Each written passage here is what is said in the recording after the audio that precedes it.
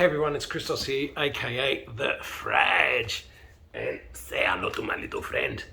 This is the Mystery Machine from Scooby-Dooby-Doo, Where Are You? And I would have gotten away with it if it wasn't for you snooping kids.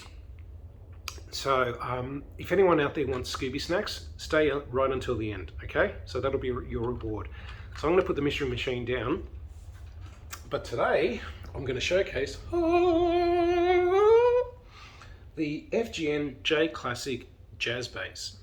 Now, traditionally when I upload videos, when I do product reviews, I do it in two segments or two different videos. The first video is stock, the way that the instrument would have come out of the factory, and then the second video is followed up with all the different customizations and modifications that I made. I'm guilty. Please don't hand me over to the to Scooby-Doo and Shaggy because I'll be going to jail. But you'll see that I've already made changes. So, what does that mean? What that means is I'm only going to do one video for this instrument, and I won't be doing any sound samples. But what I'll do is in the description, I'll include a link to a recent video that I uploaded on YouTube where I'm using this bass to play along to my favorite song by The Police, Message in a Bottle. And I personally believe that whilst it's good that people on YouTube say this is what this guitar or bass sounds like with the volume full, halfway down, with the tone full, halfway down, and whatever, I think the real capability of an instrument is determined in the mix. So yeah, I'll include that that link in the description.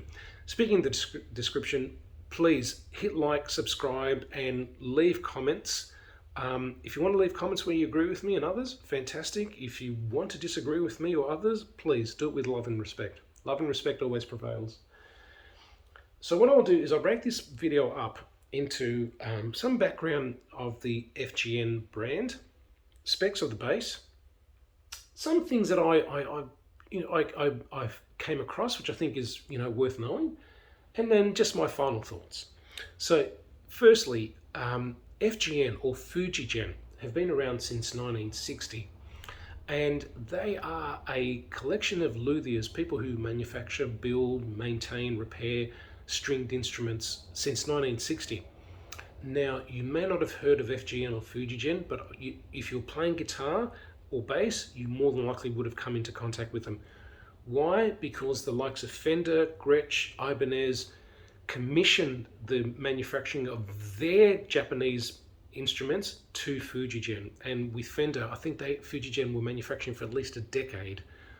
Before that, I think Fender have now moved them out to Tokai, if I remember correctly. So, an incredible collection of people, highly gifted and crafted luthiers that make excellent instruments. So before I get into the specs, I bought this bass at a music store in Gladesville, which is a sort of Sydney's northwestern suburbs. And the place is called Mojo Stomp Boxes. Mojo Stomp Boxes. Look them up on Google. Great bunch of people there. And what they do is they specialize in second-hand Japanese guitar and basses. Stuff that we don't really get much in Australia.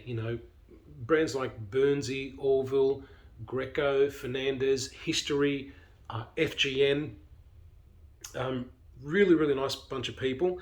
Check them out. And I bought this there, secondhand. This is a 2019 model. And I bought it for just under $900 for a Japanese-made bass. And other than maybe a few hairline marks here that you probably don't know if you can see. Other than that, the rest of it is just absolutely perfect. Perfect. Okay, so let's go over the specs. So you've got a traditional jazz bass design. And when I say traditional, it actually fits in my Fender molded hard case, which I've got right here. It fits in this case perfectly. Perfectly. So it's not like Fujigen or FGN have made a design of a jazz bass that's outside the normal specs. So it fits in this Fender case perfectly. So that's really good news.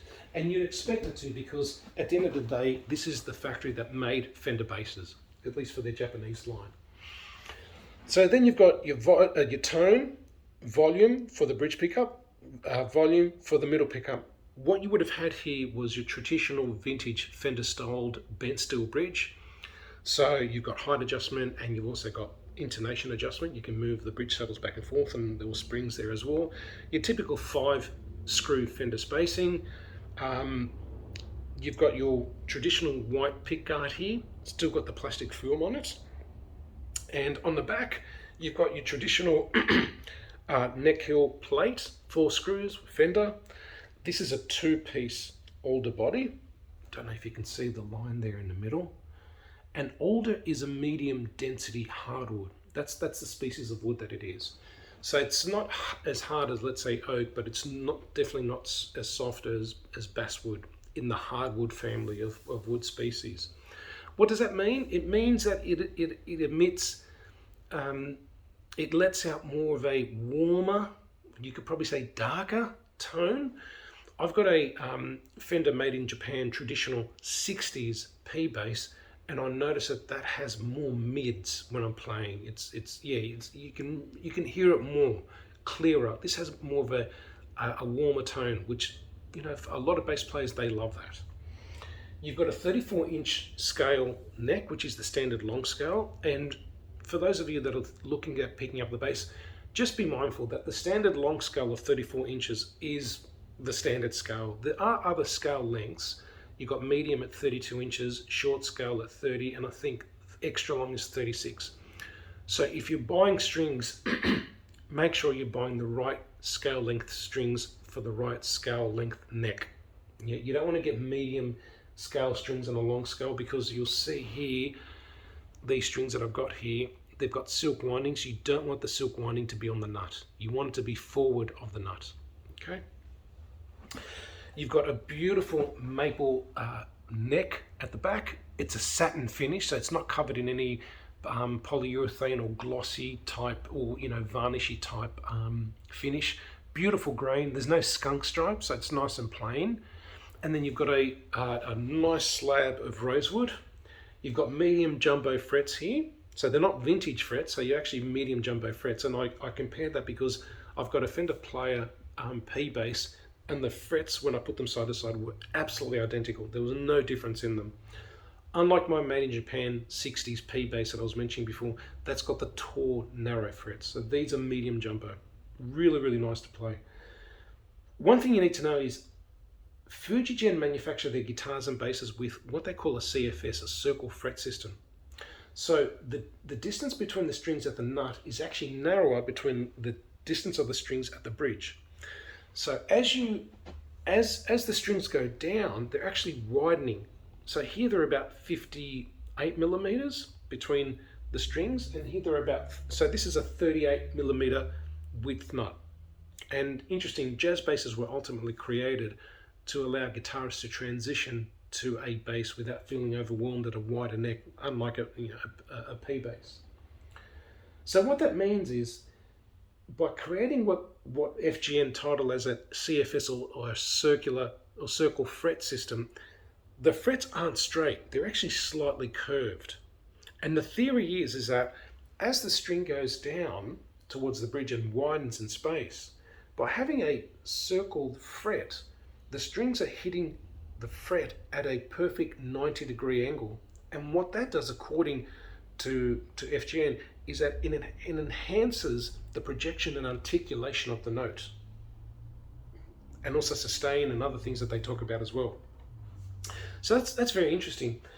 The truss rod adjustment is at the headstock. It takes a 4 millimeter hex screw or Allen key.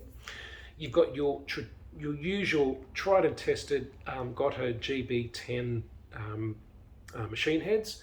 You've got your string tree there, and then you've got the beautiful FGN logo, and you've got the J Classic insignia there. And on the back of it, you've got the serial number 19, which is a 2019 model and made in Japan. Then that's pretty much it. So what I'll do now is I'll go into the spec changes that I've made, and then I'll move on to the other parts of the remaining parts of the video. And actually, before I do that, interesting about circular fret system, when you do look at the frets, they are actually slightly curved. Very, very, very small, but enough to notice that when I'm using my template, this is a Planet Waves template, and I've covered it in plastic contact stuff that we use to cover our books, just so it may, I can keep it for, eons and eons. I use the jumbo fret opening. By the time I get to sort of like about the 12th fret and onwards, it doesn't actually sit perfectly. Like on a normal guitar, the frets are straight, so that slot, which I then use Dunlop fret polishing cloths to really shine and sparkle the fret. When I get to about the 12th fret, you actually need to sort of press it down a bit because the fret starts to curve a little bit more. Where I'm starting off here, where the frets are not as wide as, let's say, when I get to here, you don't really feel it on here. Although you start to do as you work your way up. But once you get down the 12th fret, because you're dealing with a longer fret, you're dealing with more of a curvature. And so what that means is by the time I get to here, I do have to press down a little bit because this opening slot here, which I then use the cloth to polish the fret, doesn't sit evenly with a fret that's been slightly curved. Yeah, so that's interesting. But really, when I play it, it's just lovely to play. Lovely to play.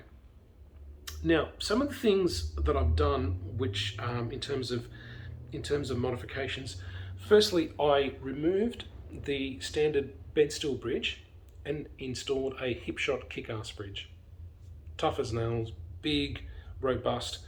One thing I would recommend is when you need to move the bridge saddles back and forth, loosen the string completely, because what happens is the screws here underneath, the bridge saddle screws that raise the saddles up and down, they will dig into the chrome work of the bridge and leave, unsightly marks. And I've had them done before, it's happened to me.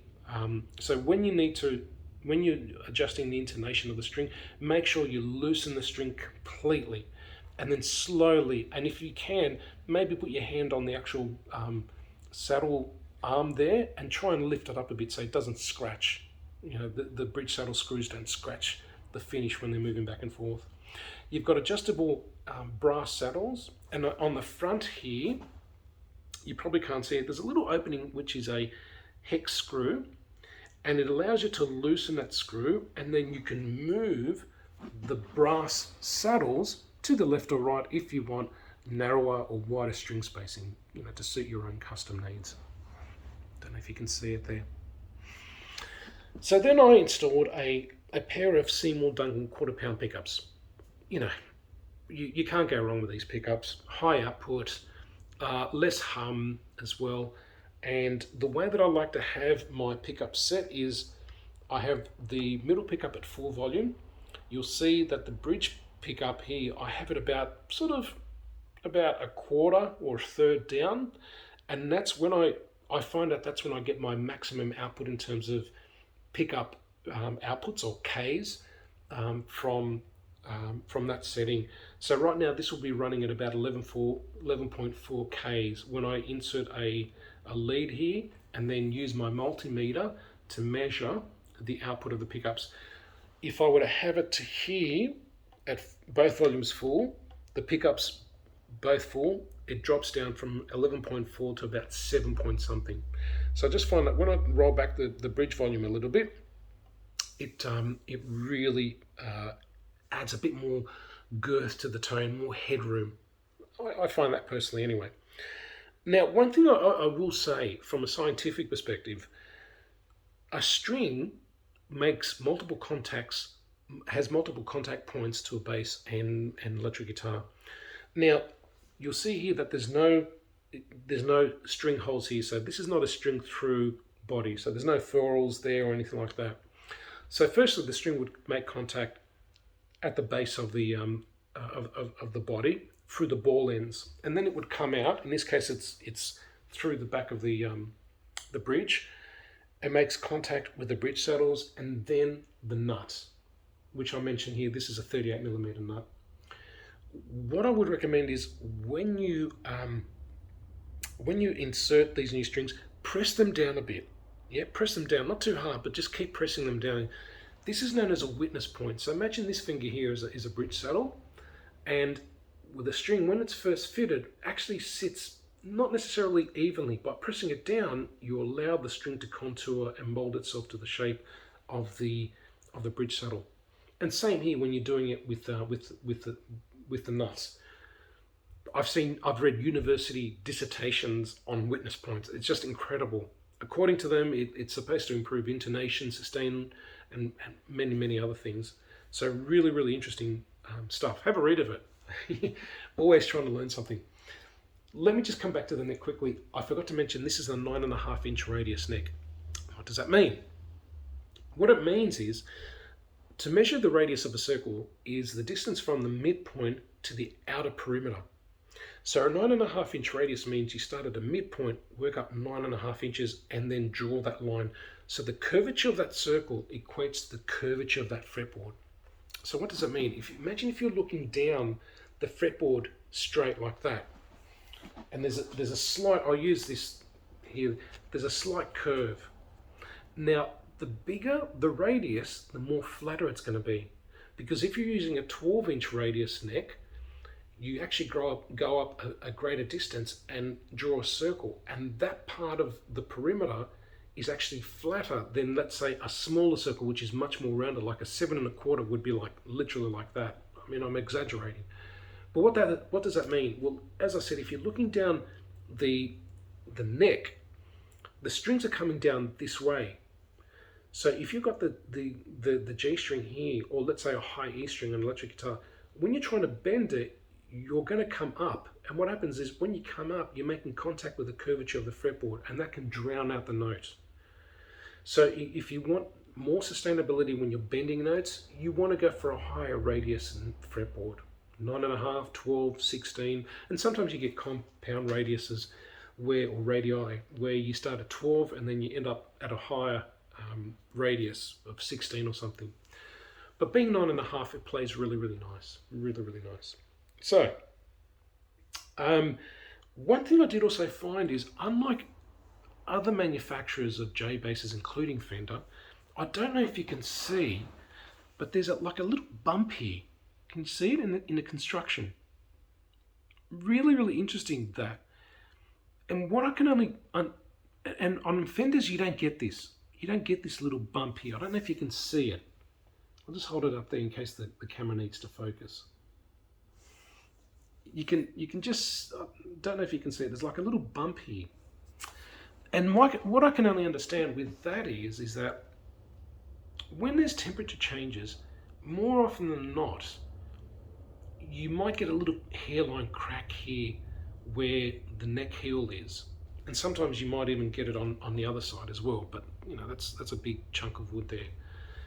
So I can only imagine that FGN have included that extra bump there to add that reinforcement in the wood to avert any movements caused by atmosphere, temperature, which then could result in the expansion of the neck, which may put pressure on the side wall there to cause a crack. If that is the case, really, really good thinking there.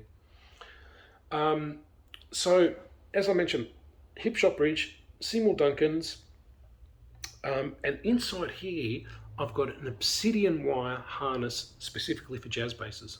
Now, Obsidian Wire is a company in New Zealand, and in the description below, I'll also include a link to their website specific to this product. It's an excellent product which allows you to make pickup changes without soldering. So what it is that there's a little housing unit in there that's spring loaded. So you press down on a spring mechanism and you insert the ground or the hot wires of the pickups into the actual harness, and you're set to go. And what you do is, once you've inserted them, you just pull back a little bit to make sure that it's a secure fitting, and after that it's gone. It's, you know, leave and no need to retrieve. There's also another little part to it. It's like a little screw where you include the ground wires of either the bridge or the body ground wire into there. You just tighten it up, and that's it. Bob's your uncle. Really, really nice. And look, overall, I would say that this is an excellent bass. It plays beautifully, it plays nicely. Right now in Australia, just to give you an indication, Japanese basses, like Fender made in Japan basses, are going for anywhere between $1,500–$1,600 and even over the $2,000 mark, which is still good money, like still affordable compared to what you're paying for the American Professional 2s and the elites and some of those other vintage models that are coming up that have now crept over the $4,000 mark. I bought this for just under $900. $900. Sure, I spent an extra few $100 on the bridge, the pickups, and the obsidian wire harness, but it now plays like a fully tuned, hot-blooded, hot-rodded professional instrument. I could take this to the studio, I could take this to the stage, even without the modifications, and it just plays impeccable. I should also mention that there's a bone nut here as well, very low nut, but it just plays very, very nicely as well. I did add a third normal sized knob. These are Clouson knobs as well. And also, one thing I will say is that if you do decide to go for the obsidian wire option, you do need to change the control plate. And the great thing is that if you buy the standard Fender control plate, it fits perfectly. And this is what I did. This is a Fender control plate. Again, it comes from the FGN factory. They made Fenders. It's their specification. Because you're not dealing with, there's a difference between the the potentiometer shafts, different measurements between metric and imperial.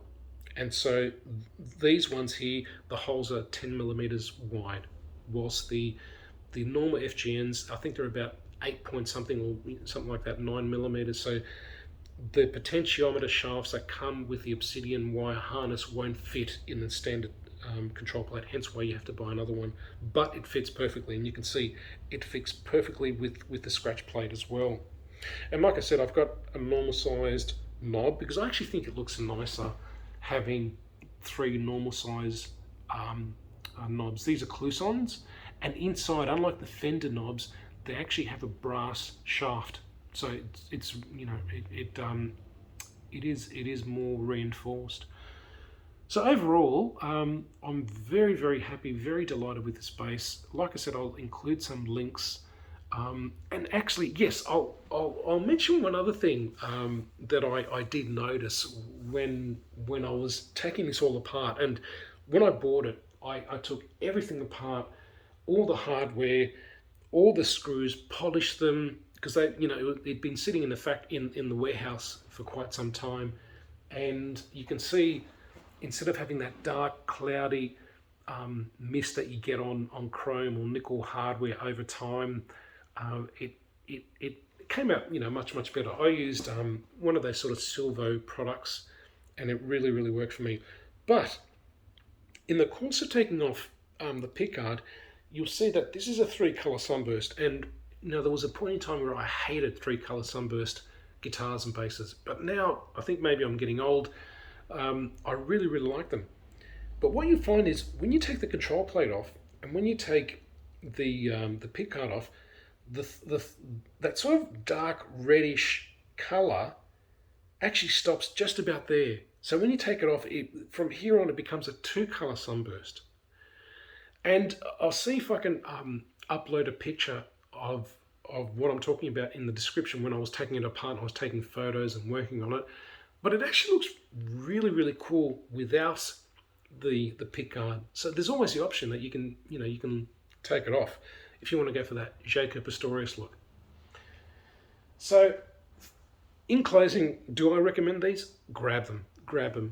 FGN make excellent guitars and basses. You will not be disappointed, and it just plays and sounds beautifully. So thank you very, very much for giving me this opportunity to present this to you. Hopefully you've learned something from this. You've taken away some benefit from it. And like I said, please hit like and subscribe. And thank you very much. Keep safe, stay positive, and yeah, keep rocking. Thank you all.